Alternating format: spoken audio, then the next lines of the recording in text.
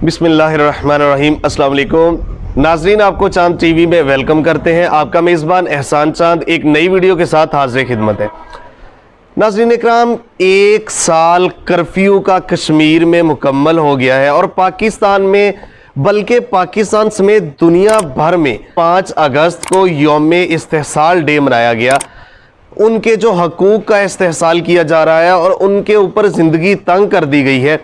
कश्मीर में वो अपने मुर्दों को घरों में दफनाने पर मजबूर है। उनके साथ जुल्म बर्बरियत की अंदोनाक ऐसी मिसाल कायम कर दी गई है जो कि तारीख़ इंसानी में इंसानी आंख ने आज तक ना देखी हो। नाज़रीन इकराम, वहाँ पे वो अस्पतालों में अपने मरीज़ों को नहीं ले जा पा रहे, घरों में बंद है, तालीमी इदारे बंद है, खाने पीने की अशिया उनके ऊपर बंद है। तो 1 साल हो गया वहाँ पे कर्फ्यू में वो ज़िंदगी गुजार रहे हैं। तो साल के बाद इंडिया ने मजीद सख्त कर्फ्यू उनके ऊपर लगा दिया गया और उनकी आज़ादी के लिए मैं कोशिश करूंगा आपको डिटेल से आगाह करूं कि पाकिस्तानी इस हुकूमत ने क्या इकदाम उठाए, क्योंकि कुछ दोस्त ये भी लेबल लगा रहे हैं कि इस हुकूमत आने के बाद कश्मीर बेच दिया गया।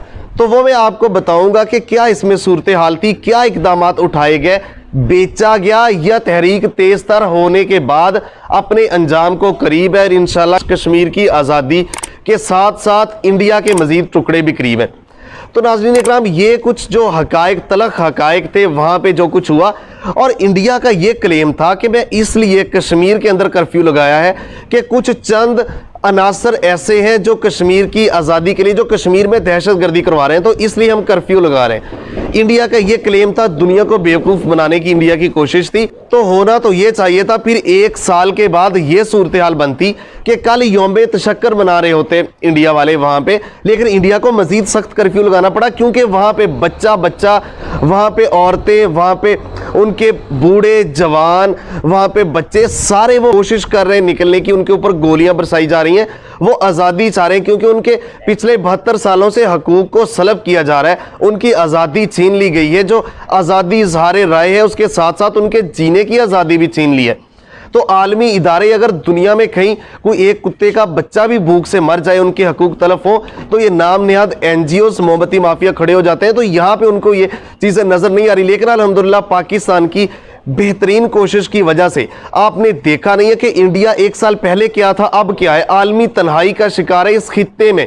इंडिया के तमाम पड़ोसी ममालिक उससे पीछे हट चुके हैं। आपके सामने है कि चाइना ने कैसे पीछे से इंडिया को पकड़ा, और उसके साथ नेपाल जो कि इंडिया का सबसे करीब था, नेपाल ने उसको आंखें दिखानी शुरू की। मैप भी जारी किया जिसमें बताया गया कि इंडिया ने हमारे इलाकों के ऊपर कब्जा किया है, और उसके साथ भूटान भी उससे दूर हो गया, बांग्लादेश भी, और पाकिस्तान, श्रीलंका, ये सारी चीज़ें खित्ते में जो ये अफरा तफरी फैला रहा, तो ये आलमी तन्हाई का शिकार होता नजर आ रहा है। और नाज़रीन इकराम देखें, ये पूरी एक सूरत हाल है और उसका गुस्सा वो कश्मीर पे निकाल रहे हैं। लेकिन अल्हम्दुलिल्लाह कश्मीर की आज़ादी अब बहुत करीब है। मैं ये बात क्यों कर रहा है, आपके सामने है।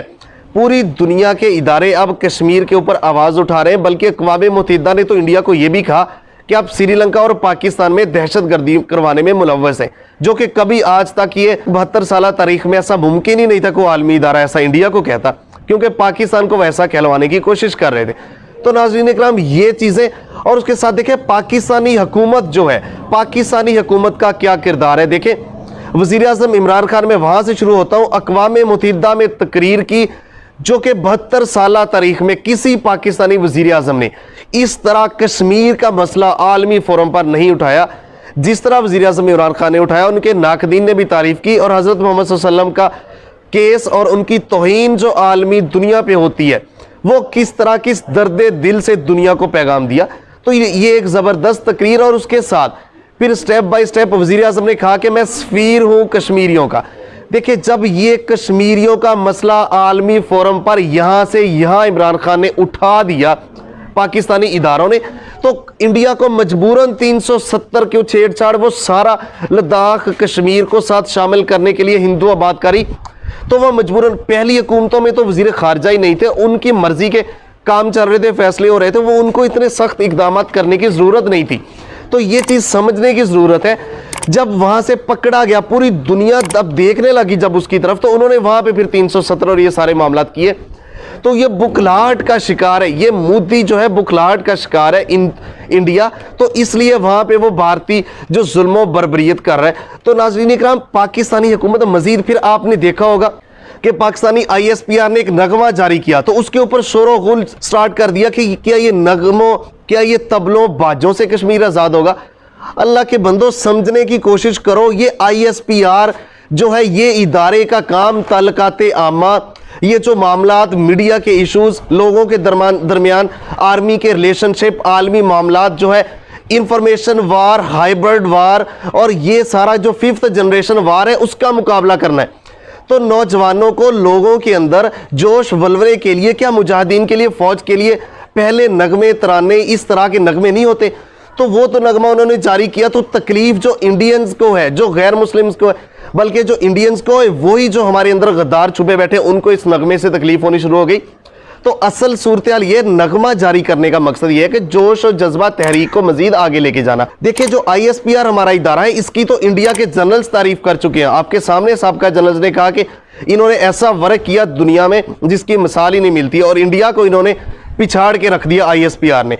तो ये हमारे जो इदारे ये काम कर रहे हैं। तो इंशाल्लाह कश्मीर के लिए मैं फिर बताता चलूं, कल 5 अगस्त को करिया करिया, नगर नगर, बस्ती बस्ती, शहर शहर, पूरे पाकिस्तान में कश्मीरियों से इज़हार यकजहती के लिए यौम इस्तेहसाल डे मनाया गया, और पाकिस्तान ने पूरी दुनिया को बावर कराया।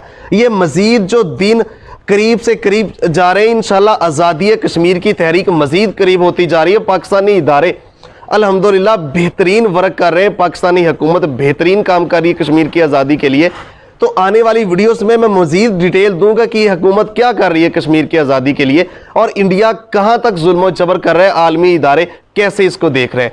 नाज़रीन इकराम, मुझे उम्मीद है कि आज की वीडियो से ज़रूर आपको इन्फॉर्मेशन मिली होगी। चांद TV को सब्सक्राइब कीजिए। मिलते हैं एक नई वीडियो के साथ। अपने मेज़बान एहसान चांद को इजाज़त दीजिए। अल्लाह हाफिज़।